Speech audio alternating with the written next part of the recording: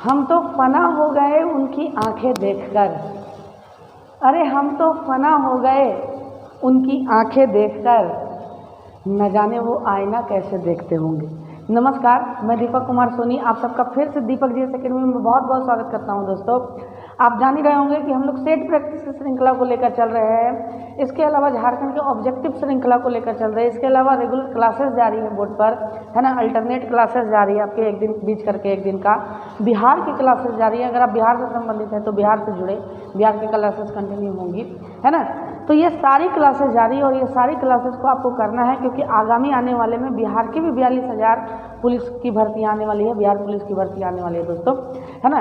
तो आज उसी झारखंड पॉलिटिकल सीरीज की श्रृंखला में हम लोग झारखंड के एक महत्वपूर्ण चैप्टर को उठाएंगे। आपका ये शिकायत रहता था कि सर आप समझाते नहीं हैं, तो देखिए आज समझाने का टॉपिक है तो आज समझाएंगे। पीछे जो है स्टैटिक जीके टाइप का सब कुछ आ रहा था दोस्त, तो कैसे समझाते हो उसमें, है ना, ध्यान दीजिएगा। अगर आपने पिछली वीडियोस को नहीं देखा, झारखंड के भूगोल को, झारखंड के आर्ट एंड कल्चर को, झारखंड के पॉलिटिकल सीरीज को, सेट प्रैक्टिस जरूर करें आप। इससे आपका क्या होता है, इससे आपका जो एक तरह से जो तैयारी होता है ना, तैयारी में 4 चांद लगना, वो तैयारी में 4 चांद लग जाते हैं आपको। आप सेट प्रैक्टिस जरूर करें और सेट प्रैक्टिस को बहुत अच्छा से ध्यान में रखें। ध्यान से देखिएगा आप, यहाँ पर आपको बड़ा अच्छा से समझना है इस बात को और बड़ा अच्छा से जानना है कि आज हम लोग झारखंड के एक महत्वपूर्ण चैप्टर को लेकर चल रहे हैं जहाँ से प्रश्न पूछे जाते हैं। तो लोग ऊपर से पढ़ा देते हैं, जहाँ से प्रश्न आपके बनते नहीं हैं। तो आपको झारखंड के स्थानीय प्रशासन को पढ़ना होगा, झारखंड के पंचायती प्रशासन को पढ़ना होगा बेसिकली, और स्थानीय प्रशासन को आपको जानना होगा। तो देखिए, झारखंड के स्थानीय प्रशासन वाले जो वीडियो है इसको हम लोगों ने 2 भागों में बांटा है, क्योंकि अगर एक भाग में पढ़ाते तो वीडियो ज़्यादा लंबा हो जाता और आपको अच्छा से हम समझा भी नहीं सकते। ठीक है, आपको अच्छा से हम समझा भी नहीं सकते। ठीक है, अगर आपने पिछली वीडियोस को नहीं देखा तो डिस्क्रिप्शन में प्लेलिस्ट का लिंक है, आप जा करके देखिए सारा चीज़ का। ठीक है, आइए आज हम लोग झारखंड का स्थानीय प्रशासन पढ़ेंगे बेसिकली। और झारखंड के स्थानीय प्रशासन को 2 भागों में बांटा जाता है दोस्तों, एक है ग्रामीण प्रशासन और दूसरा है नगरीय प्रशासन। तो आज के क्लास में जो हम देखेंगे वो बेसिकली देखेंगे हम ग्रामीण प्रशासन को देखेंगे, नगरीय प्रशासन को कल के क्लास में देखेंगे। 2 पार्ट में इसको बनाएंगे हम लोग ताकि आपको अच्छा से समझा सकें और बहुत बेहतर तरीके से आपकी तैयारी करवा सकें। आपके लिए हम एकदम क्रमबद्ध तरीके से पढ़ा रहे हैं और आपका भी सहयोग अपेक्षित है। अगर आप चैनल पर नए हैं तो लाइक शेयर सब्सक्राइब वगैरह करें। कोठा की भी क्लासेस जाएंगी कल परसों से, रविवार से संभवतः, तो आप अच्छा से इसकी तैयारी करते जाएं दोस्तों। ठीक है, ग्रामीण प्रशासन की अगर हम बात करते हैं तो ग्रामीण प्रशासन त्रिस्तरीय है। बलवंत राय मेहता समिति की रिपोर्ट के आधार पर इसको त्रिस्तरीय किया गया था। लगभग पूरे भारत में यही बलवंत राय मेहता समिति की रिपोर्ट के आधार पर ही त्रिस्तरीय पंचायती व्यवस्था है दोस्तों। तो ग्राम पंचायत है, पंचायत समिति है और जिला परिषद है। यहाँ से प्रश्न भी पूछे जाते हैं कि ग्राम पंचायत किस स्तर पर होता है, तो पंचायत स्तर पर होता है, ग्राम पंचायत का गठन होता है। पंचायत समिति का गठन प्रखंड स्तर पर होता है, प्रखंड स्तरीय होता है ये। और जिला परिषद का गठन जिला स्तरीय होता है। अगर आप झारखंड से नहीं भी संबंधित है दोस्तों तो आपको ये ध्यान में रखना चाहिए कि ये जो पढ़ा रहे हैं ये एक पॉलिटिकल साइंस का ही एक भाग है। तो आप झारखंड से हैं या बिहार से हैं और किसी भी स्टेट से हैं तो आप इसको अच्छा से पढ़ें, क्योंकि यही सब प्रश्न पूछे जाते हैं आपके पॉलिटिकल साइंस के स्थानीय प्रशासन के तौर पर भी। ठीक है, थोड़ा सा नगरीय प्रशासन का चर्चा कर लें, हालांकि इसका चर्चा हम लोग कल करेंगे। तो नगरीय प्रशासन 5 भागों में बटा हुआ है, नगर निगम, नगर पालिका, क्षेत्रीय विकास परिषद, अधिसूचित क्षेत्र समिति और छावनी बोर्ड में बटा हुआ है। तो छावनी बोर्ड तो हमारे यहाँ एक ही गो है, कैंट एरिया रामगढ़ है, इसके अलावा रांची भी कैंट एरिया नहीं है, आप जानते हैं इस बात को। तो आइए अब हम लोग अपने ग्रामीण प्रशासन पर देखिए, यहाँ से ग्रामीण है और नगरीय है। तो ग्रामीण प्रशासन को हम लोग आज की क्लास में पढ़ेंगे और नगरीय प्रशासन को हम लोग कल की क्लास में पढ़ लेंगे, अच्छा से पढ़ लेंगे। तो बात करते हैं अगर ग्रामीण प्रशासन की दोस्तों, तो इसको हम लोग पंचायती राज भी बोलेंगे। कौन सा राज बोलेंगे, पंचायती राज बोलेंगे या ग्रामीण प्रशासन बोलेंगे, आप ध्यान में लेते चलिएगा। देखिए 2001 के पंचायती राज अधिनियम के तहत इसको लागू किया गया था झारखंड में, क्योंकि 2000 में झारखंड अलग हुआ और 2001 में लागू हुआ। पंचायती राज अधिनियम के तहत 2001 में लागू हुआ दोस्तों। देखिए झारखंड में पंचायती राज व्यवस्था में महिलाओं को 50% का आरक्षण है। कितने प्रतिशत का आरक्षण है, महिलाओं को 50% का आरक्षण है दोस्तों, है ना, याद रखिएगा। यानी कि अगर झारखंड में 100 पंचायत में अगर मुखिया चुना जाना है, पंचायती राज का चुनाव होना है, तो उसमें से 50 गो मुखिया जो होंगी वो हमारी महिलाएं ही होंगी, है ना। याद रखिएगा, ये इनके लिए आरक्षित है, महिला ही खड़ा हो सकती है, पुरुष खड़ा नहीं हो सकती, आप ध्यान में रखिएगा, ठीक है। देखिए 2007 में क्या हुआ, 2007 में क्योंकि देखिए झारखंड अलग ही इस उद्देश्य से हुआ था दोस्तों कि झारखंड में आदिवासियों की, एसटी की, है ना, ज़्यादा से ज़्यादा प्रशासन में हिस्सेदारी हो, झारखंड इसीलिए अलग हुआ था। और ये तो पंचायती राज व्यवस्था है, इसलिए झारखंड में क्या किया गया 2007 में राष्ट्रपति के द्वारा, है ना, राष्ट्रपति के आदेश से 15 क्षेत्रों को अधिसूचित क्षेत्र का दर्जा प्राप्त हुआ, है ना। शेड्यूल्ड क्षेत्र का क्या दर्जा प्राप्त हुआ, अधिसूचित क्षेत्र का क्या हुआ, दर्जा प्राप्त हुआ। और इन 15 क्षेत्रों में, अधिसूचित क्षेत्रों में कौन कौन आते हैं ये आप जान लीजिएगा, और इसका क्वालिटी फिर क्या है ये जानिएगा। तो देखिए अधिसूचित क्षेत्र में आप नोट डाउन करते चलिएगा। अधिसूचित क्षेत्र में रांची जिला, लोहरदगा जिला, गुमला जिला, सिमडेगा जिला, पश्चिमी सिंहभूम जिला, पूर्वी सिंहभूम जिला, लातेहार, सरायकेला खरसावां जिला, साहेबगंज जिला, दुमका जिला, पाकुड़ जिला, जामताड़ा जिला, इसके अलावा रायदा बकोरिया पंचायत, ये सतबरवा में पलामू में पड़ता है दोस्तों, ये पंचायत ही है, इसको अधिसूचित किया गया था, ठीक है। भंडरिया प्रखंड गढ़वा में पड़ता है, और सुंदर पहाड़ी और बोरीजोर प्रखंड गुड्डा में पड़ता है। ये पांचों जो क्षेत्र हैं, 15 जो अधिसूचित क्षेत्र हैं, ये आदिवासी बहुल इलाके हैं। कैसे इलाके हैं, आदिवासी बहुल इलाके हैं। इसलिए इन 15 अधिसूचित क्षेत्रों में 80% का जो आरक्षण है वो एसटी को दे दिया गया राष्ट्रपति के द्वारा 2007 में। याद रखिएगा, पूरे झारखंड में पंचायती राज व्यवस्था में 50% आरक्षण किसकी है, महिलाओं की है।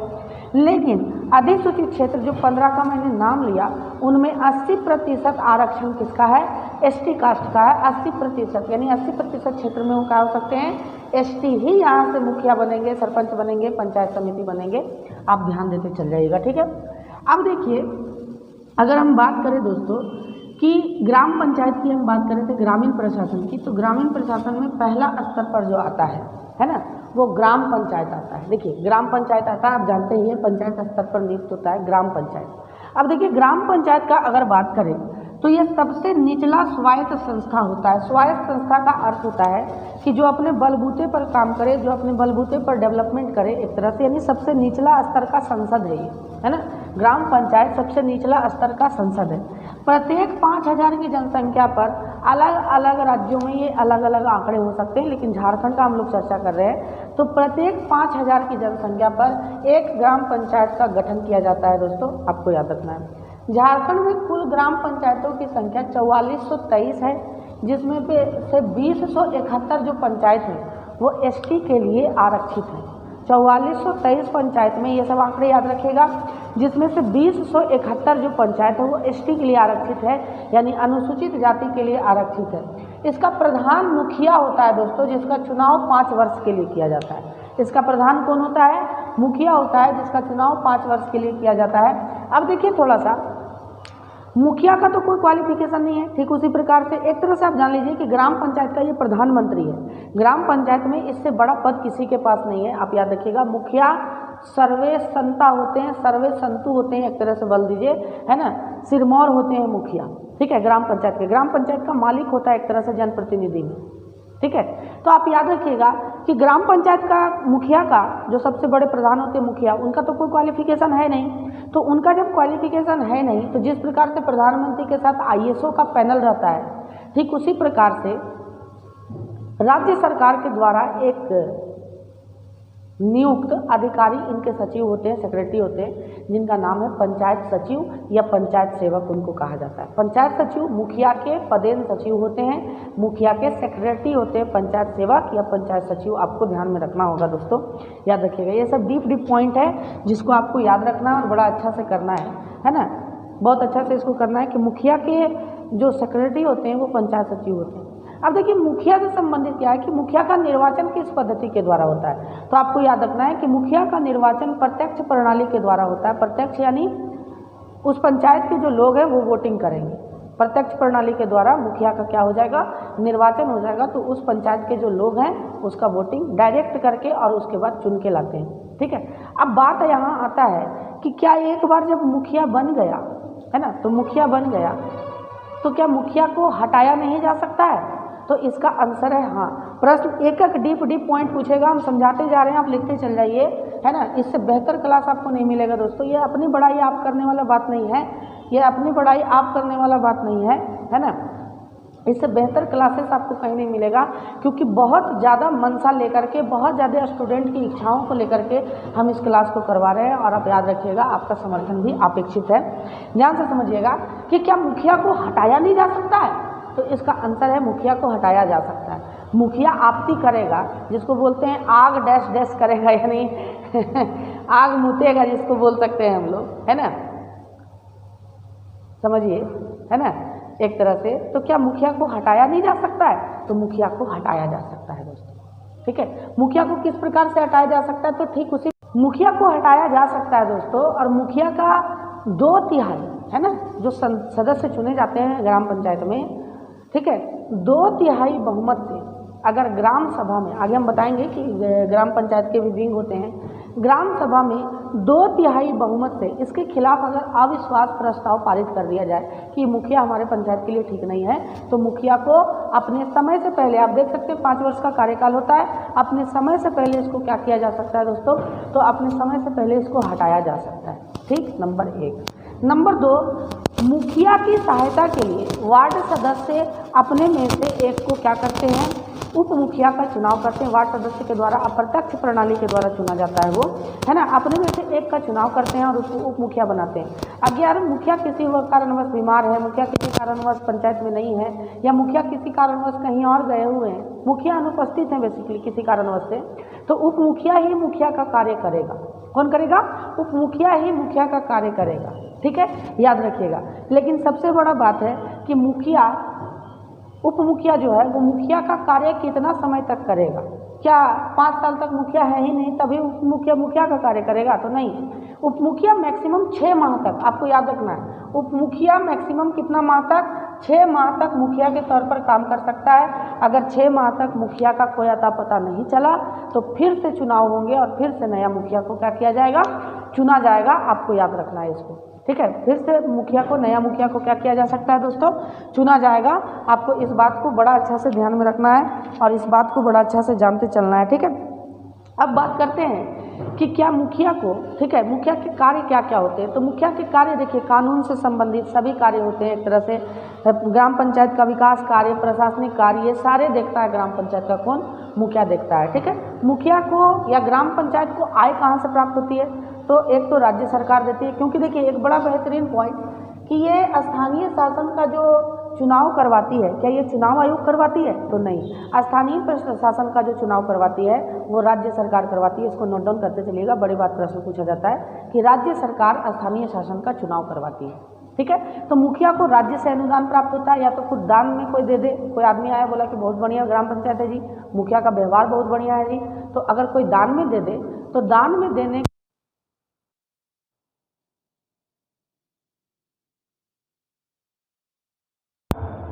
एक तरह से होगा। ध्यान से देखिएगा, मुखिया का एक तरह से हो जाएगा। तो आय कहाँ से प्राप्त होगा दोस्तों? ग्राम पंचायत को आय कहाँ से प्राप्त होगा? तो बेसिकली चुनाव राज्य सरकार करवाती है, चुनाव आयोग नहीं करवाती है। और इसको आय कहाँ से प्राप्त होगा? तो आय देखिए, एक तो प्राप्त होगा राज्य सरकार के अनुदान के द्वारा, दूसरा प्राप्त होगा आपको करारोपण के द्वारा, यानी किसी पर जुर्माना वगैरह लगवाया हो तब, और तीसरा अगर कोई दान दे दिया कि भाई बड़ी बढ़िया पंचायत है, मुखिया जी का व्यवहार बड़ी बढ़िया है, हम इस पंचायत को डेवलप करने के लिए इतना पैसा देते हैं, तब मुखिया जी को क्या होगा? ग्राम पंचायत को आय मिलेगा। आप याद रखिएगा। ठीक है, इतना समझ में आ गया आपको? अब देखिए ग्राम पंचायत के अंग के बारे में चर्चा कर रहे हैं। अभी तक हम लोग सिर्फ ग्राम पंचायत के बारे में चर्चा की है, पंचायत समिति और जिला परिषद के बारे में नहीं। ठीक है, ग्राम पंचायत के अंगों के बारे में चर्चा करें तो इसके 4 अंग होते हैं दोस्तों। एक होगा आपका ग्राम सभा, दूसरा ग्राम पंचायत, तीसरा ग्राम कचहरी और चौथा है ग्राम रक्षा दल। ठीक है, इसके 4 अंग होते हैं। बात करें ग्राम सभा का, तो ग्राम पंचायत ग्राम सभा का प्रति उत्तरदायी होता है। ठीक उसी प्रकार से जिस प्रकार से केंद्रीय मंत्रिमंडल किसके प्रति उत्तरदायी होता है? तो लोकसभा के प्रति। ठीक उसी प्रकार से ग्राम सभा के प्रति ग्राम पंचायत क्या होता है? उत्तरदायी होता है। यानी मुखिया सहित वार्ड सदस्य वगैरह किसके प्रति उत्तरदायी होंगे? तो ग्राम पंचायत के प्रति उत्तरदायी होंगे। इसमें गांव के बुजुर्ग लोग बैठते हैं, गांव के जो प्रतिष्ठित लोग हैं वो बैठते हैं, उनका सदस्यता रहता है इसमें एक तरह से, और यही इनके प्रति उत्तरदायी होगा। वो पूछेंगे कि आपने पीसीसी पथ का निर्माण करवाया कि नहीं, आपने शौचालय बनवाया कि नहीं, ये सब सारे चीज़ पूछा जाता है दोस्तों, है ना। अगर दोष साबित हो गया तो अविश्वास प्रस्ताव फिर मुखिया पर आता है। और 2/3 बहुमत, आपको याद रखना है कितना? 2/3 बहुमत से मुखिया को हटाया जा सकता है उसके पद से, है ना। अगर 2/3 बहुमत उसके पक्ष में पड़ गया तो, यानी कहने का अर्थ है कि अगर 60 सदस्य हैं ग्राम सभा में, तो 60 सदस्य में से कम 40 सदस्य का अगर बहुमत पड़ गया कि हमको मुखिया को हटाना है, तो मुखिया फिर क्या हो जाएगा? हट जाएगा। आपको ध्यान में रखना है, इस बात को आपको ध्यान में रखना है, ठीक है। अब बात करते हैं, देखिए, चूँकि ये मुखिया के कार्यों की या मुखिया के द्वारा जो वार्ड सदस्य वगैरह चुने जाते हैं, मुखिया चुने जाते हैं, है ना, उसके कार्यों की क्या करता है? देखरेख करता है। इसलिए इसको ग्राम पंचायत का सुरक्षा प्रहरी कहते हैं। ग्राम पंचायत का सुरक्षा प्रहरी किसको कहा जाता है? ग्राम सभा को कहा जाता है दोस्तों, ठीक है। उसके बाद बात करते हैं ग्राम पंचायत, ठीक है। ग्राम पंचायत, तो ये ग्राम पंचायत मैंने अभी आपको बताया कि ग्राम पंचायत जो होता है ये कार्यकारिणी समिति होता है। कार्यकारिणी समिति का अर्थ क्या हुआ? तो कार्यकारिणी समिति का अर्थ यही हुआ दोस्तों कि जिसमें मुखिया, वार्ड सचिव, पंचायत सेवक वगैरह सब कुछ शामिल होते हैं। तो ये कार्यकारिणी जो किसी भी क्रिया को निर्वहन करेगा, किसी भी काम को करवाएगा, जैसे नली को बनवाना है तो नली को बनवाएगा, ये कार्यकारिणी समिति यानी कार्यपालिका है, समझ लीजिए आप। कौन है? कार्यपालिका है, ठीक है। ये है व्यवस्थापिका। याद रखिएगा, आपसे पूछ सकता है कि ग्राम पंचायत के अंगों में, ठीक है, व्यवस्थापिका किसको कहा जाता है? तो व्यवस्थापिका किसको कहा जाएगा दोस्तों? तो व्यवस्थापिका जो होगा वो ग्राम सभा को कहा जाएगा, ठीक है। कार्यपालिका किसको कहा जाएगा? तो कार्यपालिका जो होगा वो ग्राम पंचायत को कहा जाएगा। अब बात करते हैं ग्राम कचहरी का। तो ग्राम कचहरी का अगर बात करें, ध्यान से समझिएगा, ग्राम कचहरी का अगर बात करें दोस्तों, तो ग्राम कचहरी से आपको समझना है कि ग्राम कचहरी ग्राम पंचायत का न्यायपालिका का काम करता है। कौन सा काम करता है? न्यायपालिका का काम करता है। इसके जो प्रमुख होते हैं वो सरपंच होते हैं, जो 5 साल के लिए चुने जाते हैं। अब सबसे बड़ा सवाल, क्या सरपंच को नहीं हटाया जा सकता है? तो इसका आंसर है हाँ। ग्राम सभा में 2/3 बहुमत को पास करके भी सरपंच को हटाया जा सकता है, अगर वो अपने पद की क्या करते हैं? दुरुपयोगिता करते हैं, अपने पद का सही से उपयोग नहीं करते हैं। देखिए, ग्राम पंचायत आपका ग्राम कचहरी को भारत का सबसे छोटा न्यायालय कहा गया है, ठीक है। सबसे छोटा न्यायालय क्यों कहा गया है? ग्राम स्तर पर ये न्यायालय है, गांव स्तर पर ये न्यायालय है, सबसे छोटा न्यायालय कहा गया है। क्यों कहा गया है दोस्तों? कि इसके जो प्रमुख होते हैं वो सरपंच होते हैं। अच्छा, एक चीज़ और, ठीक है, न्यायपालिका, एक चीज़ और, क्या फैसला सुनाने वाली कार्यकारिणी में, क्योंकि ये फैसला सुनाने का ही काम करेगी, उसमें मुखिया, उप मुखिया, वार्ड सदस्यों की नियुक्ति हो सकती है या उसके पात्र होते हैं? तो इसका आंसर एकदम होगा नहीं। याद रखिएगा, मुखिया को, वार्ड सदस्य को, उप मुखिया को फैसला सुनाने का अधिकार नहीं होता है। लेकिन हम लोगों में एक अविश्वास है, हम लोगों में एक अशिक्षा है, जिसके कारण कुछ भी होगा, चला मुखिया के पास, चला मुखिया के पास, चला मुखिया के पास। अरे मुखिया कुछ नहीं कर सकता है। मुखिया का काम सिर्फ फंड आया शौचालय बनवाने का, तो 5,000 अपने रखा और 7,000 आपको दिया। आप भी खुश कि 7,000 तो मिले थे ना, लेकिन 7,000 मिल रहा है दोस्त, जो 5,000 रख रहा है वो आपके हक का पैसा रख रहा है, वो है ना। आप 12,000 में से 12,000 के हकदार है, यदि आप झारखंड के निवासी हैं तो, ठीक है, याद रखिएगा। आप 12,000 में से 12,000 के हकदार हैं, याद रखिए। नली बनाने का पैसा आया 2 लाख रुपया, उसमें से मुखिया जी का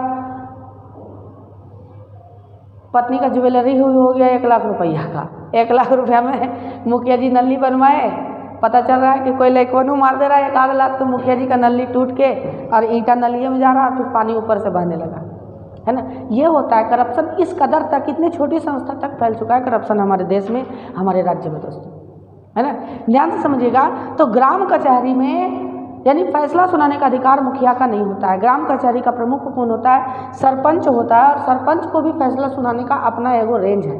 सरपंच अधिक से अधिक 3 महीना तक का कैद दे सकता है, आपको 3 महीना तक का कारावास का सजा सुना सकता है। नंबर 1, 10,000 से बेसी का मामला सरपंच नहीं देखेगा। कोई आया बोला कि देखिए ना मेरा 2 करोड़ रुपये चोरी कर लिया है, आप फैसला कर दीजिए सरपंच साहब। सरपंच बोलेगा मेरा औकात से बाहर है बाबू, है ना। और अगर सरपंच ज़्यादा तेज बना ना तो सरपंच पर अविश्वास प्रस्ताव आ जाएगा। 10,000 रुपये तक के चोरी का वो मामला देख सकता है, 10,000 रुपये तक का। जैसे कोई आया बोला कि देखिए ना 5,000 हमारे घरे में रखा ले लो और ओकरा चोरा ले लो, अब पता ना कौन चोरा ले लेकिन यही है लो, तब वो सरपंच उस पर फैसला सुनाता है, तहकीकात करवा सकता है। अगर लाख रुपया, 2 लाख रुपये, 5 लाख रुपये का रहे तो सरपंच फैसला नहीं सुना सकता है। आप ध्यान में रखिएगा इस बात को, ठीक है, याद रखिएगा।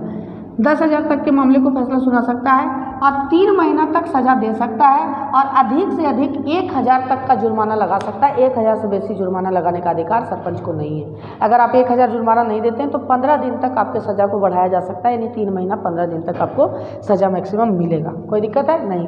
चौथा अगर बात करें दोस्तों तो चौथा विंग होता है ग्राम रक्षा दल और इसके जो प्रमुख होते हैं वो दलपति होते हैं। इसको पुलिस बोला जाता है। ग्राम पंचायत का क्या बोला जाता है? पुलिस विभाग बोला जाता है। ये शांति व्यवस्था बनाने में कारगर होता है ग्राम पंचायत में। और जो दलपति की चुनाव करते हैं वो मुखिया आदि उप मुखिया वार्ड सदस्य वगैरह मिल करके करते हैं दलपति का चुनाव, याद रखिएगा। खैर ये दलपति का तो खैर अब कंसेप्ट ही खत्म है झारखंड में, ठीक है। मुखिया जी ही पुलिस टाइप का ऐसा रहते हैं कि जगरा तेगरा मार दिए। थोड़ा सा मुखिया का नहीं बन जाएगा बिहार में तो, और मुखिया ना बन गया कि विधायक बन गया। ही विधायक उतना रोक में नहीं घूमते हैं जितना मुखिया घूमता है यहाँ है ना, याद रखिएगा, ठीक है, ध्यान से समझिएगा। अब थोड़ा सा हम लोगों ने ग्राम पंचायत स्तर पर ग्राम पंचायत का चर्चा बहुत अच्छा से कर दिया। आशा करते हैं कि आपको समझ में आया होगा। अब थोड़ा सा पंचायत समिति का चर्चा करते हैं कि पंचायत समिति का चुनाव कैसे होता है। तो देखिए प्रत्येक 5,000 सदस्य पर एक पंचायत समिति को चुना जाता है। पंचायत समिति सदस्य को चुना जाता है प्रत्येक 5,000 जनसंख्या पर दोस्तों, ठीक है। ये पंचायत समिति प्रखंड स्तर पर होता है। मैंने खुद बताया था पहले कि प्रखंड स्तर पर ये पंचायत का नेतृत्व करता है, प्रखंड स्तर पर, ठीक है, पंचायत सचिव समिति। अब बात करते हैं थोड़ा सा कि झारखंड के 260 प्रखंडों में से 132 प्रखंड जो हैं वो एसटी के लिए आरक्षित है। किसके लिए आरक्षित है?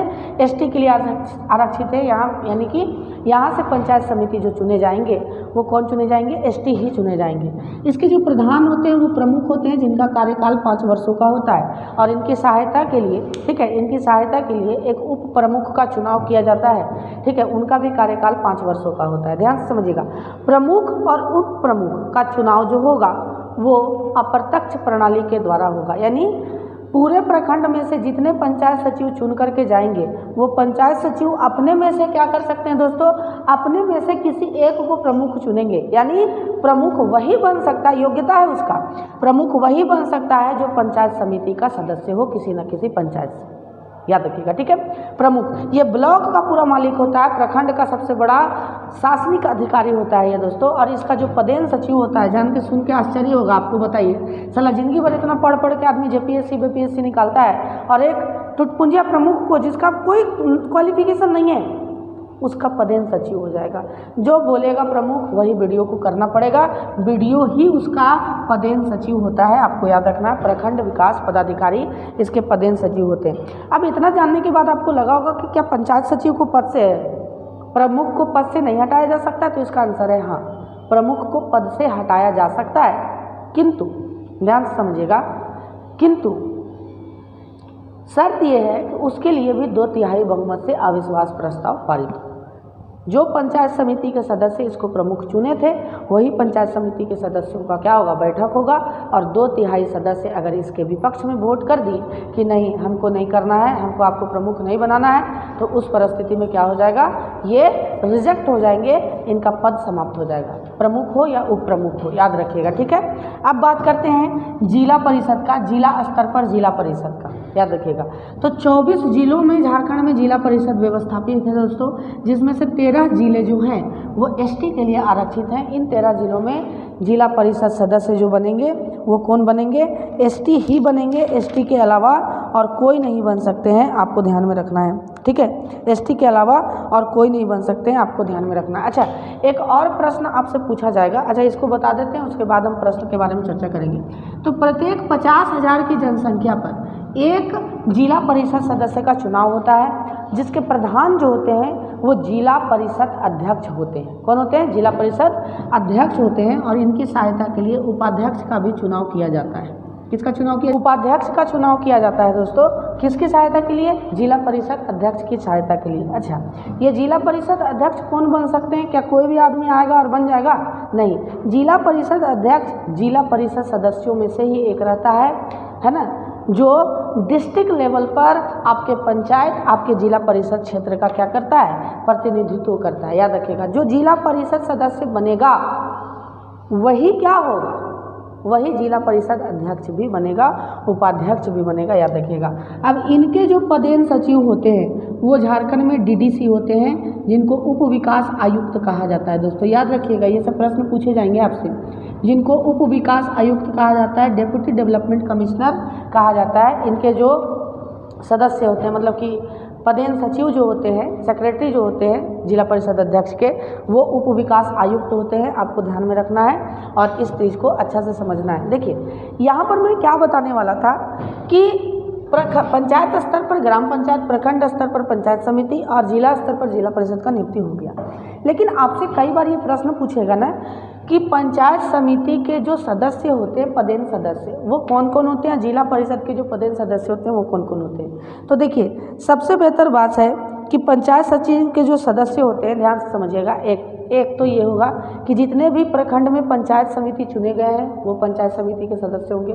नंबर 2, विधायक भी इसके पदेन सदस्य होते हैं। याद रखिएगा एकदम अच्छा से, ठीक है, कन्फ्यूजन नहीं करना है। सोच लीजिए, प्रखंड स्तर पर विधायक का एंट्री होता है, विधायक भी इसके क्या होते हैं? सदस्य होते हैं। नंबर 3, राज्यसभा सांसद भी इसके क्या होते हैं दोस्तों? राज्यसभा सांसद भी इसके क्या होते हैं? राज्यसभा सांसद भी इसके जो होते हैं वो सदस्य होते हैं। इसके अलावा जिस लोकसभा सांसद के क्षेत्र में वो आएगा वो लोकसभा सांसद भी इसके सदस्य होते हैं। और यही तीनों इसके भी पदेन सदस्य होते हैं। एक, जिला परिषद के चुने गए सभी सदस्यगण, इसके अलावा उस क्षेत्र के जिला परिषद के विधायक, उस क्षेत्र के राज्यसभा सांसद और उस क्षेत्र के लोकसभा सांसद। यानी बहुत बड़े पैमाने पर गाँव को डेवलपमेंट करने के लिए बलवंत राय मेहता समिति के द्वारा ये त्रिस्तरीय पंचायत व्यवस्था लाया गया था। आशा करते हैं दोस्तों कि आपको ये ग्राम पंचायत यानी ग्रामीण प्रशासन समझ में आया होगा। अभी हम लोगों ने नगरीय प्रशासन नहीं पढ़ा है, नगरीय प्रशासन अगले में चलेंगे, जिसमें नगर निगम इस सब के बारे में, मेयर वगैरह के बारे में हम लोग अध्ययन करेंगे और मुखिया वगैरह के बारे में आपको बहुत अच्छा से समझ में आया होगा। और अगर अच्छा से समझ में आया तो लाइक शेयर सब्सक्राइब करें दोस्तों, यही अपेक्षा रहती है हमारी और बहुत बेहतर तरीके से अपेक्षा रहती है। बहुत बहुत धन्यवाद दीपक जी अकेडमी परिवार से जुड़ने के लिए। दुआ में बहुत ज़्यादा याद रखिएगा, इसकी बहुत ज़्यादा आवश्यकता होती है। बहुत बहुत धन्यवाद।